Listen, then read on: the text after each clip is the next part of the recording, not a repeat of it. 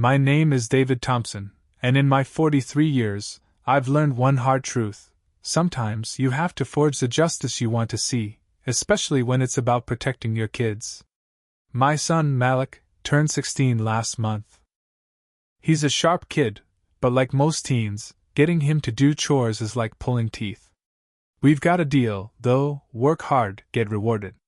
Simple. It was a sunny Saturday in our quiet neighborhood, Crestwood Hills.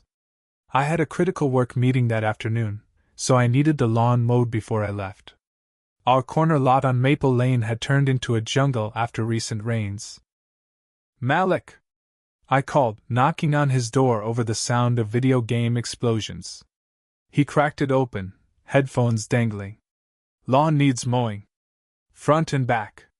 His face showed the usual teen calculation, effort versus plans. "I was gonna hit the courts with Jaden and Chris," he argued. "Tell you what," I countered.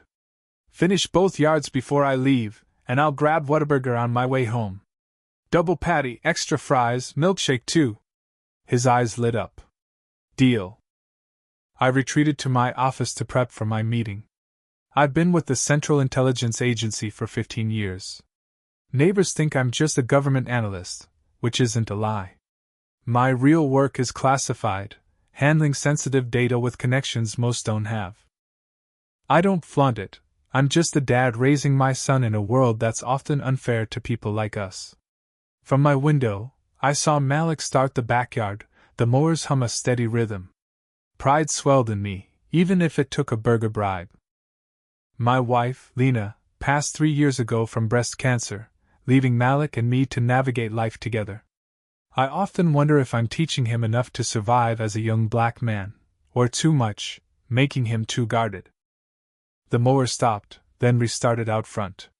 Malik was on schedule. But 30 minutes later, shouts shattered the calm. At first, I thought it was kids playing, but then a woman's voice cut through, sharp and accusing. "Who gave you permission to be here?" I rushed to the window and froze. Malik stood by the mower, eyes wide with fear. Across from him, on our property, was our new neighbor, Susan Carter, finger jabbing at his chest. Beside her, in full police uniform, was her husband, Officer Michael Carter, hand resting on his gun. I've never moved faster. Bursting through the front door, I saw Susan's face, red with rage, as she screamed, "I'm sick of you people casing our neighborhood!" Michael stepped forward, chest puffed. "Show me some ID, son!" Malik's voice trembled. "This is my house. I live here." Susan snapped. "We've never seen you before." I watched the street. "I know who belongs. They'd lived here 2 months. We'd been here 8 years. Is there a problem?" I asked, voice steady despite the fury boiling inside. Susan's eyes narrowed, disappointment flashing as she saw me. Michael's face stayed blank, that practiced cop stare. "You responsible for this boy?" he asked. "My son," I corrected, standing beside Malik, hand on his shoulder. "Who's mowing our lawn?" as I asked. Susan scoffed. "You live here?" The disbelief in her tone was grating. "Yes, Mrs. Carter. 8 years. You moved in across the street in March." She blinked, thrown, but recovered. He looked suspicious. Disrespectful. "I just said I was mowing," Malik whispered. I squeezed his shoulder. "I believe you," Michael pressed. "There've been break-ins." "Show me ID. Both of you." "No," I said flatly. His eyebrows shot up. "Excuse me? We're on our property. My son's a minor. You have no cause to demand ID." Susan started. "Now you listen." But Michael silenced her. "I'm not asking." "Show it. Now." His hand twitched toward his gun. Malik tensed. "Malik, grab my wallet from my desk," I said calmly. He hesitated. "It's okay. Go." As Malik walked off, Michael called, "Don't try anything stupid, boy." The word boy hit like a slap. I stepped into Michael's view, blocking Malik. "Officer Carter, you're trespassing.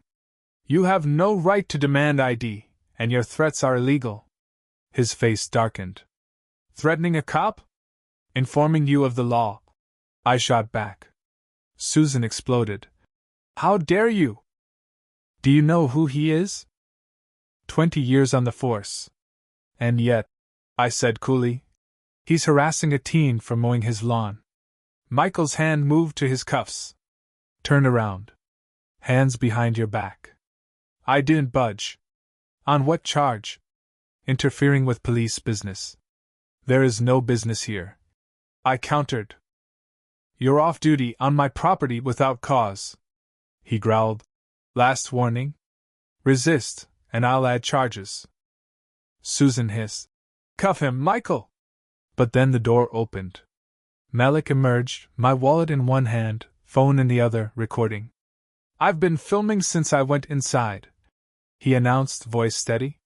"Sent the first part to Uncle James." James, my CIA colleague. Michael paled.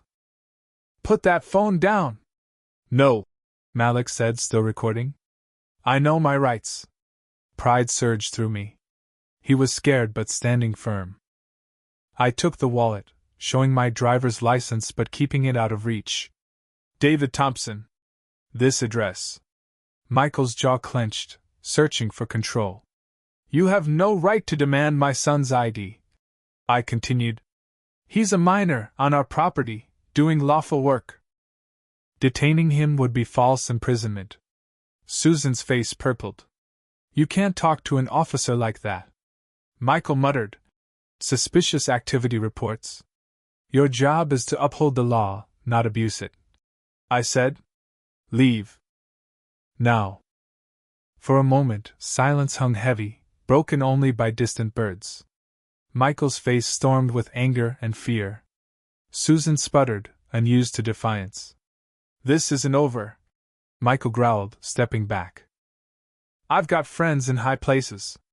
I'm sure they'd love to see footage of an off-duty cop harassing a kid," I replied. Malik added, "Our doorbell camera caught it all." A bluff. We had no camera. Doubt clouded Michael's face. Susan jabbed a finger. "He was casing our house." "With a lawnmower?" I said. "Careful. That phone's still recording." Then Michael snapped. He grabbed my arm, gripped tight. "You're coming with me." Malik tensed, but I signaled him to stay back. "Officer Carter," I said, voice ice cold. "You're assaulting a federal agent. Remove your hand." Confusion flickered. "Federal agent?" I pulled out my CIA credentials. "David Thompson, Central Intelligence Agency. You're committing federal offenses." His grip loosened. I stepped free. Susan stammered. "That's fake." But her voice wavered. "Mrs. Carter," I said, "you're trespassing and instigating unlawful detention. Leave." Michael's threat, "This isn't over," rang hollow as they retreated across the street. Inside, I called James. "I need everything on Michael Carter. Service record, complaints, accounts." "Yesterday." As night fell, I returned home, meeting forgotten. Malik waited, eyes eager. "So? We've been busy," I said. "Carter's got 17 civilian complaints, 14 from black folks, 3 Hispanic. None disciplined. Worse, he's been meeting Victor Sanchez, a drug distributor. Unexplained bank deposits match the dates." Malik's jaw tightened. "He's dirty." "Looks like it," I said. "Internal Affairs is interested, especially with your video." The next morning, Lieutenant Harper and her partner arrived at the Carter's house. Malik and I watched from our window as Michael, no longer in uniform, let them in, his posture stiff. By noon, James called. "Carter's suspended. They're searching his house. Sanchez is talking, implicating 5 other cops. Unmarked cars swarmed the Carter's property, hauling out boxes. Susan sped off, tires squealing. Then she showed up at our door, disheveled, eyes blazing. "You ruined him," she screamed. "They say he took bribes." If he's innocent, I said, he's got nothing to worry about. She spat. Your thug son started this. My voice turned steel. Leave. Never mention my son again, or you'll face consequences. Defeated, she fled. 3 weeks later, the scandal rocked the police department. 7 officers, 2 sergeants, and a captain were implicated in a 5-year protection racket. Michael faced 15 charges, from bribery to civil rights violations, looking at 15 to 20 years. Susan, charged as an accessory and for false reports, might get probation. Their house sat empty, a for sale sign out front. They'd fled to avoid shame. Malik stood taller, his story spreading at school. I got a commendation at work for handling the crisis. Lieutenant Harper was promoted to lead an anti-corruption task force, a sign of change. On another sunny Saturday, Malik and I planted shrubs, finishing a long-delayed project. Dad, he said, were you scared when Carter grabbed you? Not for me, I admitted. For you. If I hadn't been there. He nodded, knowing the stakes. I'm glad we fought back. Most times, nothing changes. But we won. I hugged him. We won this battle. The war's not over, but you showed what's possible. He grinned. And which neighbors to avoid mowing for. Laughing, I doubled his Whataburger reward, large milkshake included. As we drove off, our home stood proud, lawn neat, shrubs new. Across the street, the Carter's empty house was a reminder, justice, though slow, can prevail. The fight continues, but today, we struck a blow for dignity and the right to live unafraid. What do you think? Should Malik and David have pushed back so hard, or played it safe? Drop your thoughts in the comments, and share your take on standing up to injustice. Let's get this conversation going.